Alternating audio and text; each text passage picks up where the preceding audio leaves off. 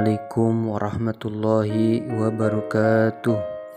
Alhamdulillahirabbil alamin wa bihi nasta'inu ala umuri dunya waddin wa ala alihi washabihi ajmain. Amma ba'du. Alhamdulillah, dalam kesempatan ini kita semua masih dipercaya diberikan kesehatan, diberikan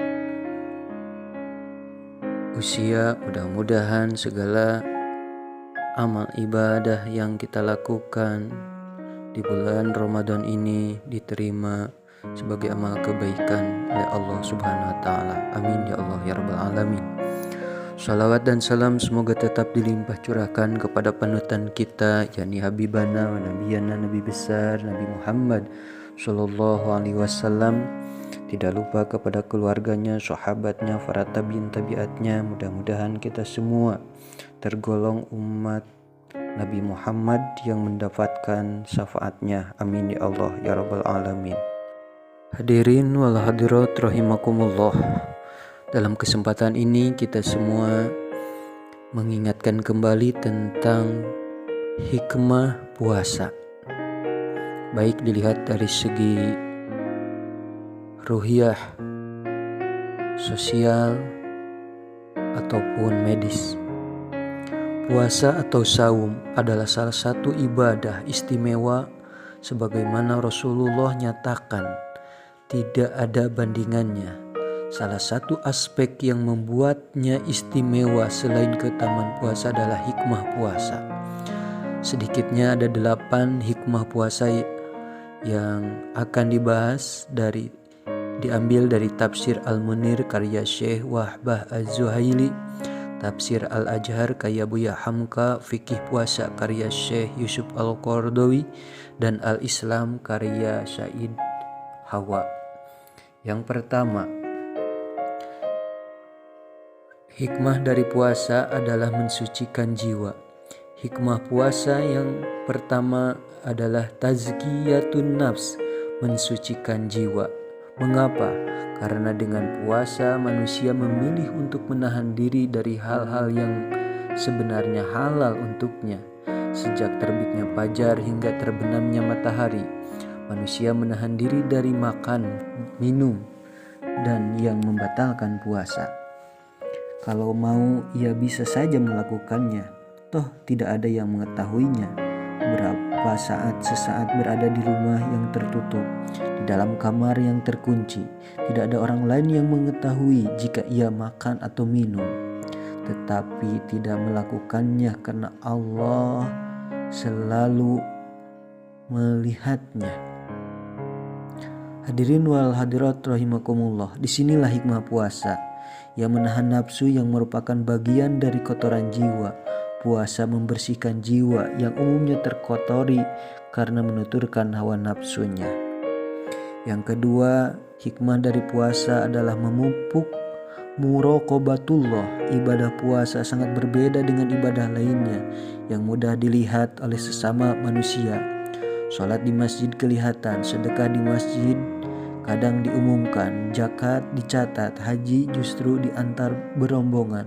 Puasa tidak ada yang melihatnya kecuali Allah Subhanahu wa taala. Saat melihat makanan atau mencium bau yang lezat, orang yang berpuasa tidak memakannya. Ketika ada minuman yang menggoda dalam kondisi haus pun orang yang berpuasa tidak meminumnya karena ia memiliki kesadaran meskipun tidak ada yang melihat, Allah mengawasinya. Muraqabatullah, merasa diawasi oleh Allah, ini adalah salah satu hikmah puasa yang jika dibawa dalam kehidupan sehari-hari, ia akan terjaga dari berbagai macam kejahatan seperti berbohong, zalim, dan lain sebagainya, sebab yakin Allah mengawasinya. Hadirin wal hadirat rahimakumullah. Hikmah puasa yang ketiga adalah meredam syahwat. Dalam kondisi lapar dan haus, gejolak syahwat bisa diredam. Senjata ampuh yang digunakan setan untuk menjerumuskan manusia itu bisa dikendalikan dengan puasa, karena Rasulullah memerintahkan untuk berpuasa. Yang keempat, hikmah dari puasa adalah melatih kesabaran. Meskipun miliknya sendiri, makanannya halal, minumannya halal, itu semua tidak akan dikonsumsi kalau belum tiba waktu berbuka. Meskipun lapar ditahan, meskipun haus ditahan, orang yang berpuasa menjadi lebih sabar. Demikian pula saat ada orang yang mencela dirinya atau mengajaknya berselisih, Rasulullah mengajarkan untuk menahan diri. Asyamu junnah fala yarfus wala yajhal wa imru'u qatalahu aw syatamahu falyakul inni shaimun. Puasa adalah perisai, maka barang siapa sedang berpuasa janganlah berkata keji dan mengumpat. Jika seseorang mencela atau mengajaknya bertengkar, hendaknya dia mengatakan, aku sedang berpuasa. Ini salah satu hikmah puasa, melatih kesabaran. Yang kelima, hikmah dari puasa adalah membentuk disiplin. Memiliki waktu yang mengikat. Kapan mulai berpuasa sudah ada waktunya, yakni mulainya terbitnya fajar. Kapan berbuka juga ada waktunya, yakni ketika matahari terbenam. Rasulullah juga mensunnahkan untuk menyegerakan berbuka dan mengakhirkannya sahur. Jika di bulan lainnya sulit bangun malam, ternyata waktu Ramadan bisa. Disiplin bangun dini hari untuk makan sahur, bahkan qiyamul lail. Ini bukti salah satu hikmah puasa membentuk disiplin. Hadirin wal hadirat rahimakumullah. Hikmah puasa yang keenam dilihat dari medis. Puasa memberi kesempatan bagi alat pencernaan untuk beristirahat. Dengan peristirahatan yang teratur ini, maka alat pencernaan menjadi lebih sehat. Dan sudah menjadi hal yang lazim bahwa puasa dipakai untuk mengobati beberapa pasien dan ketika akan melakukan operasi besar. Telah terbukti kebenarannya secara ilmiah bahwa memperbanyak makan bisa menimbulkan penyakit seperti rematik, penyakit liver, tekanan darah tinggi, dan lain sebagainya. Oleh karena itu, tidak diragukan lagi bahwa puasa akan bisa memberikan kesempatan istirahat bagi tubuh setiap tahunnya dalam waktu tertentu, yaitu 1/12 dari umur si pasien. Oleh karena itu, kata Sayyidah Hawa dalam Al-Islam, penyebaran jenis-jenis penyakit seperti ini di daerah-daerah yang penduduknya terbiasa menjalankan puasa sangat rendah.